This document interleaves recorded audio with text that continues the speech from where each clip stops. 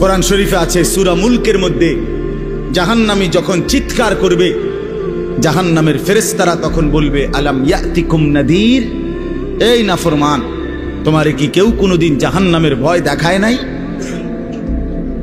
ক্বালু বালা, সে বলবে, হ্যাঁ, কদ জাআনা নাদির, আমার কাছে বহু ভয় প্রদর্শনকারী বান্দা এসেছিল। কত ইমাম, কত খতিব, কত আলেম, কত ওয়াইজ, কত বক্তা, কত পীর, কত মাশায়েখ, কত আউলিয়া, কত বুজুর্গ চোখের পানি ফেলে ফেলে বারবার বারবার আমার এই জাহান্নামের কথা বলছিল, কিন্তু ফাকাদ্দাবনা, আমি মিথ্যা মনে করেছি। ওয়াকুলনা মা নাযালাল্লাহু মিন শাই, আমি আরো বলছি এগুলো আল্লাহ বলে নাই, তোমরা মোল্লারা মুন্সিরা তোমরা বানায়া বানায়া বলো।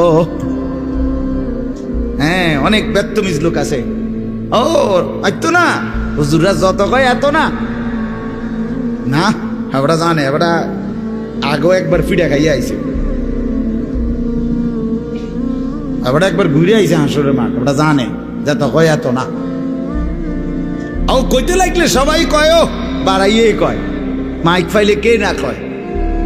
এই সমস্ত বিদ্রুপ আলেমদের কথাকে আপনি অবজ্ঞা করিলেন। আসলে তো আলেমদের কথা না, কথা যদি হুজুরের কথা হইতো তাইলে না হয় আপনি ফেলে দিতেন, কিন্তু জবানে না হুজুরের কথা, তো সরাসরি আল্লাহর কথা, তো রাসূলুল্লাহর, আল্লাহর, তো সে কথা প্রত্যাখ্যান করলেন কেন? আপনি আমার কথা, আমার ব্যক্তিগত যদি কথা হয় সেটা ফেলে দেন, কথা বোঝেন নাই। কিন্তু উলামায়ে কেরাম আপনাদেরকে নসিহতের মাধ্যমে নিজের ব্যক্তিগত হুজুরদের কথা বলে না, কথা বলেন না কেন? কার কথা বলে? আল্লাহর কথা বলে, রাসূলুল্লাহ সাল্লাল্লাহু আলাইহি সাল্লামের কথা বলে, তো সেটা বাদ দিলেন কেন?